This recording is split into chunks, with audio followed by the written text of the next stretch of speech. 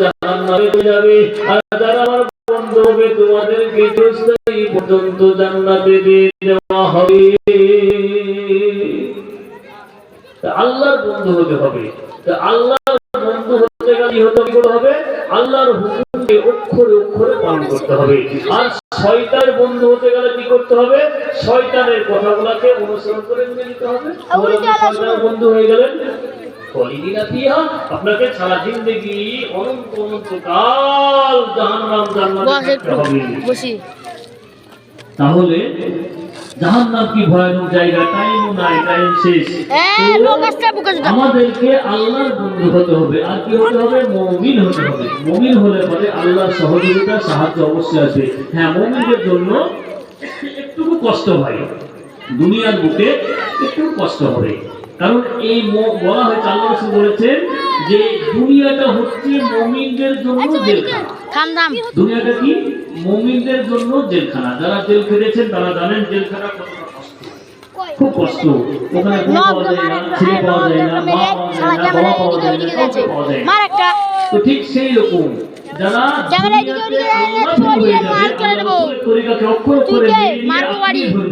তাদের কি হবে? কষ্ট, কষ্ট আর কষ্ট। আপনি রাস্তায় কোথায় দিয়ে চলবেন? রাস্তায় চলবেন, আপনাকে পর্দা করতে হবে। যে অবস্থা আগে একটা মা বোনেরা পর্দা করতো, আমাদের নারীদেরকে দেখেছি, কোন পুরুষ দেখলে পারে আগে থেকে রাস্তায় ঘুমটা দিয়ে দাঁড়িয়ে যেত। আর এখনকার মেয়েরা মনে হচ্ছে এসে বুকে ধাক্কা মেরে ফেলে দিবে, ভয় আমাদেরকে সাইড দিতে হয়। তুই মার খাবি বা যা, ক্যামেরা বন্ধ করে মারবো তো খাবি। মুসলমান তোর জ্বালা হলো না। আজকে আমরা পুরো মাথায় টুপি দিয়ে, লম্বা জামা গায়ে দিয়ে, মুখে দাঁড়িয়ে রেখে, পাঁচ ওয়াক্ত নামাজ পড়ে পুরো একটা তাসবিহ নিয়ে সুবহানাল্লাহ সুবহানাল্লাহ সুবহানাল্লাহ মাশাআল্লাহ করছি আর ঘুরে বেড়াচ্ছি মাঠে ঘাটে টুপি আর টুপি। কিন্তু আমার মেয়ে সকালবেলা হলে কি ড্রেস পরে কোথায় যায়? আমার ছেলে মদের বোতল নিয়ে কোথায় যায়? গাঁজা নিয়ে কোথায় যায়? জুয়া খেলায় আড্ডায় মাতে। আমার বৌমা কোথায় যায়? আমার বউ কোথায় যায়? কোন খাবারটা আমাকে খাওয়ালো আমরা একটুকু দেখলাম না। সারাদিন এখানে ওখানে ঘুরে ঘুরে এসে দুপুরবেলায় খেতে দিল মাছ ভাত, পোস্ত আলু, ডাল, মাংস ভাজা। আপনি কিন্তু কিছুই কিনেন নি। আপনার জিজ্ঞেস করা যে এই মালগুলা কোথায় পেলাম?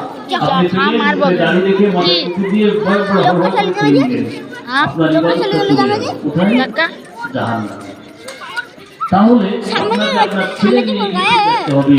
এই যে দুগা করে দুগা দেখবেন, গরুর হাতে ৮-১০টা গরুকে নিয়ে একটা দড়িতে সকলেই বাঁধে, বেঁধে নিয়ে সামনের দিকে গরুকে খেলায় আর পেছন দিয়ে লাঠি দিয়ে মারে, বাড়িয়া নিয়ে যায়। তো আমার আল্লাহ বলছেন যে ওই ব্যক্তি যারা একটা পুরুষের জন্য, একটা নারীর জন্য পুরুষ জাহান্নামে যাবে, পুরুষের জন্য একজন পিতা, একজন পিতা 4 জন নারীর জন্য জাহান্নামে যাবে। একজন পিতা, একজন পুরুষ, একজন ছেলে 4 জন মেয়ের জন্য জাহান্নামে যাবে। একজন হচ্ছে তার মা, তার বাবা মারা গিয়েছে, সে বড় ছেলে, তার মাকে শাসন করে না, পর্দায় রাখে না। 2 নম্বর হচ্ছে তার মেয়ে, তার মেয়েকে কোনোদিন পর্দা করলো না, নামাজ পড়ার জন্য তাগিদ করলো না। 3 নম্বর হচ্ছে তার নিজের স্ত্রী, তার বিবি, তাকে কোনোদিনও পর্দা করলো না।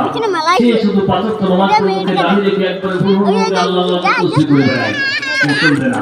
4 নম্বর হচ্ছে তার বোন, তার ভাই, তার বাবা মারা গিয়েছে, তার বড় বোনটাকে সে হেফাজত করলো না, পর্দায় রাখলো না। ওই লোকটি 4 জন ব্যক্তি তাকে জাহান্নামে নিয়ে যাবে। কিভাবে? আমার আল্লাহ জানিয়ে দিলেন, ওয়াসিকাল্লাযীনা কাফারু ইলা জাহান্নামা যুমারা।